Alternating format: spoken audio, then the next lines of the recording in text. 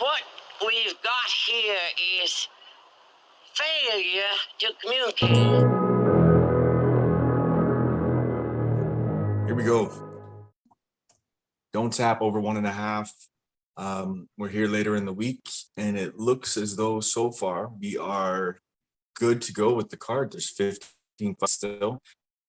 I see UFC plans for fall off, so they have the big cards. I mean, we may have a long, I think even last week, what was it, 5 hours or something, the full card ran. So we may have a long night ahead of us, but looking at more tape and then looking at just, hearing some other people's opinions on some things, more coaches and some fighters as well too on some angles.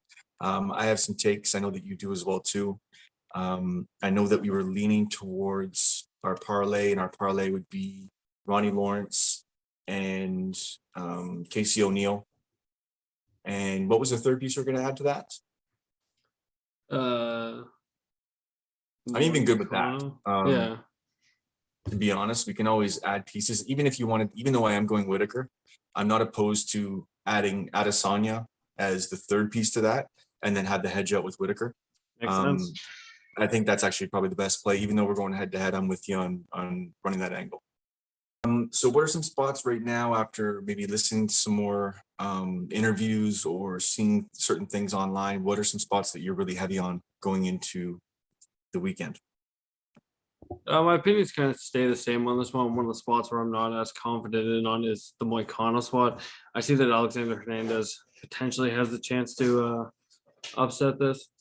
But other than that, man, like I said, I'm still pretty high on Arlovsky. Bobby Green, I'm a little bit higher on in this spot.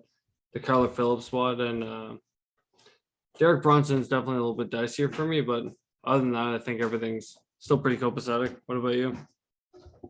I think one that I'm going to really lean towards, and it's something that I was thinking about, and it's actually been brought up on other podcasts this week too, but it was, remember I had said when they bring a guy in who's, say, 3-0, 4-0, doesn't have a proven record, and then in this situation comes in like a Nick Diaz friend for Adesanya, and we have Black Diamond Mike Mathitha coming in to fight, and although he does have all the power in the world to potentially knock Jeremiah Wells out, Jeremiah Wells has been faded by people going into his fights, and he's proven people wrong in the past little bit. And the guys, if he gets into the ground, it's over. Like, it's over, and it's going to look like a minus 800. It's going to be bad. So I'm all in on this one. Very rarely will I go all in on the first fight of the night. Although we did go pretty, near the end of it, we were backing Malcolm Gordon. This one, I'm going to lean really heavy Jeremiah Wells, and I'm going to go inside the distance. I've thought about potentially going for the submission. I may, but the idea that, who knows, maybe he catches Mathitha on the ground, TKOs him. I just don't want to mess around with that. So I think inside the distance, I'm not sure what that's at right now. You could take a look, but that's going to be one of my bigger plays of the night.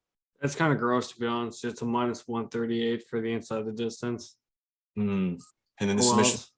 Oh, I said Bet365. I got them all lumped together. So, okay, what's the submission? Oh, it's all lumped together. Yeah, it's KO, TKO, DQ, and submission. So then either way, I'm still looking inside the distance. So what I'm going to have to do is take a look and try to figure out the best potential angle on that. It's probably going to be submission, or we may have to get a little bit greasy and go, with the round prop. Okay. And then I know that we were looking at our head-to-head. Our head-to-head is going to be where did you have yours? You had William Knight, I had Maxim Grishin, and then we had the main event. We're sticking with those plays. Those plays are still good to go. Yeah, for sure, man. I said the William Knight spot, it's one I'm fairly confident in. There's just nothing I really seen Grisham that I feel like William Knight won't be able to handle. So I'll take the plus 40 odds on him. So yeah, I mean, it's not a bad play on your end. I'm always constantly fading Knight. I think I only backed him once recently, but for the most part, I fade the guy because I don't know, man. I think that he's going to be exposed soon. Is Maxim Grishin going to be the one to do it? I don't know. The volume that he can bring to the table is always there, but it's not very hard to break down what Knight's wins look like. I mean, look at the Menafield fight. It was on the fence, leaning on him. His shots are so powerful that I think he gets, his way with the judges is pretty heavy. Sometimes he doesn't even land his shots fully, and they're really leaning on him. So either way, I'm down with that one. I still think Christian's going to be able to pull this one out. And if I don't fade Knight here, I'll be fading him in the next one because he'll likely be fighting bigger competition if he were to beat Maxim Christian. The main event, I know that really I'm taking a shot at Whitaker figuring out the puzzle. I realize that, I tend to do this with the main events. I guess I'm going doggy quite a bit lately, but there is a path there. Can Whitaker keep him down? I don't know. Did Adesanya, progress on his takedown defense? Did he progress even more? It's already good, I know, but we'll see. He's been taken down, 7 times in his last 2 fights? And then prior to his last 2 fights, he was taken down 7 times in 7 fights or something stupid like that. So I don't know. Anything else you can think of? I mean, the Derek Lewis tied to Tuivasa fight, we know there's going to be a KO in that fight. We know that's going to end the under 1.5. It's probably all juiced up at this point now. So yeah, I'll take a look at it right now, but it's going to be gross. And honestly, Derek Lewis is probably one of my higher things. I was having this discussion with somebody else the other day, and they did bring up one point that Derek Lewis did lose to Mark Hunt, which is the only sloppy striker you can say he's lost to in the past. But it's 4 years that's a long time ago. Yeah, he's not the same fighter anymore. Yeah, the guy's come a long way, right? Lewis isn't the same fighter anymore. I don't know if, but yeah, no, still relevant because there's a similar style to some degree. But really, I don't even know if picking his side is the way on that. Anyways, it's just even though I know we're both on Lewis, I think that Tuivasa is going to play into his game plan. I just don't know if I want to engage in that fully. It's like anything else. Like if you're on the Tuivasa side, you play the KO at plus 225. I wouldn't play the Derek Lewis KO just because it's minus 188 to minus 138, and you might end up getting the whole Francis Ngannou thing that I got played on. But I realize I'm crazy for saying this, and I know I am. It's a 3-round fight. It's a fight where you expected not to go the distance. I know this is crazy, but we've been living in a world of crazy, seeing fights that should not go the distance, like in any realm. What about Derek Lewis by decision? Because I don't see Tuivasa ever winning a decision, but I could see Derek Lewis winning a decision. What is that? I'm just curious. I know it's degenerate. Plus 750. Mm-hmm. I think honestly the safest place on this card is Derek Lewis round 1 plus 160. Yeah, we know as soon as he touches him, it'll likely be the case. So beyond that, I mean, I know that I watched more tape on Kyler Phillips. I'm fully with you on that one. I think he's going to definitely win. I know Bobby Green was someone I was heavy on, and James Krause backed him. So I know that you're all over that now.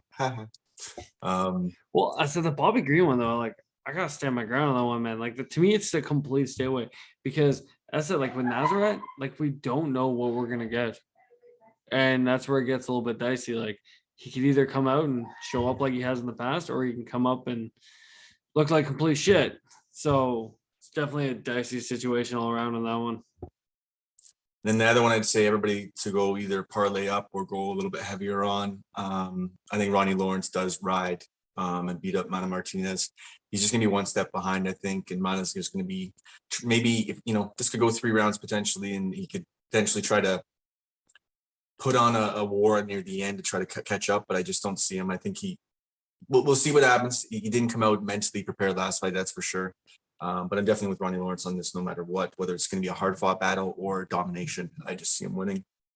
And I'm, I know you're fading yourself a bit with the Renato Moicano one now. You're I'm with you on it, man. I think Hernandez is going to get his ass beat.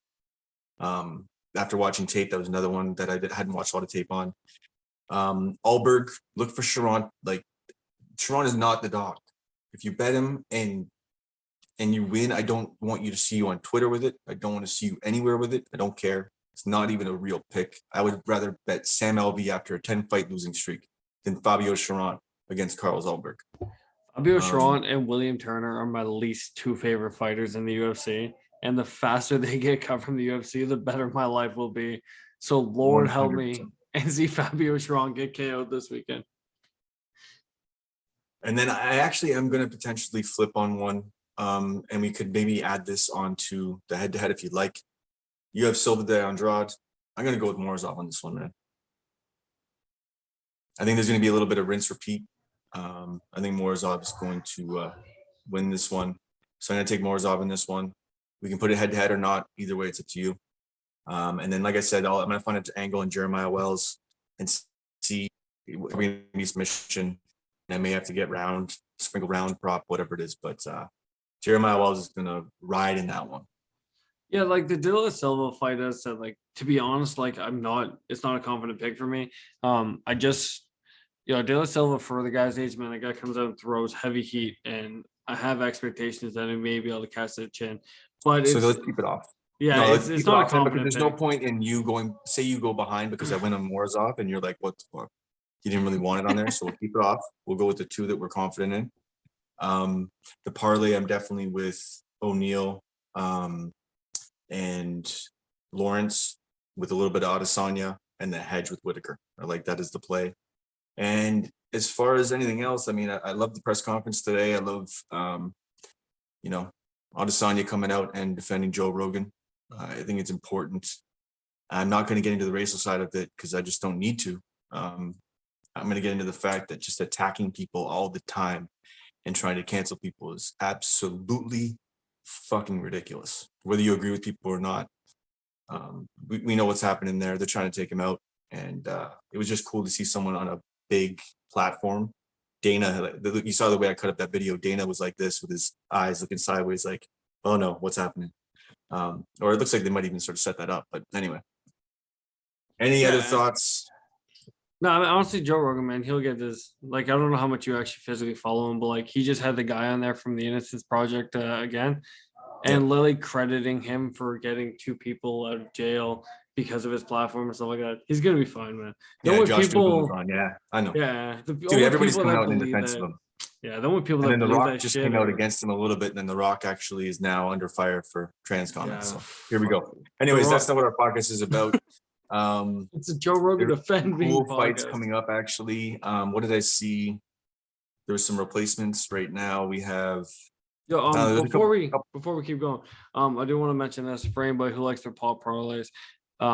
What I played was Carlos Alberg by KO, Andre Oskley by decision, and AJ Dobson by KO at plus 832. I think it's a very hittable props parlay. I like that. What is that without Dobson? And actually, I might even throw in an inside the distance play with Wells. But what's the without Dobson? Without Dobson is plus 314. I like that. And if you add I'm with you on the 3.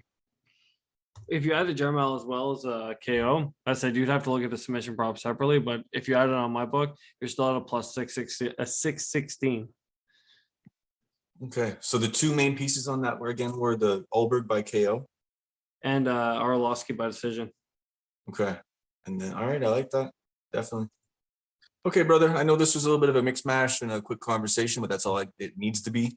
I know that you are off next week. I'm going to do my best to have somebody in your place. If not, people are going to have to listen to me talk for like half an hour. That's fucking brutal. Sorry, guys. And then what we'll do is I know that you've sent me or will be sending me some of your picks for next week, and I will add that in a segment as well, too. Perfect. Anything else to say? No, that's it, brother. I think we covered it all. Okay, as always, we try to line your pockets while lining ours, and we have fun breaking down fights, man. And I know that you enjoy looking at tape. I do too. It keeps me focused and out of this pandemic thinking. Buck a mandate, and we move forward. And we do what we got to do and try to entertain you while doing it. And if you don't like it, what we've got here is failure to communicate.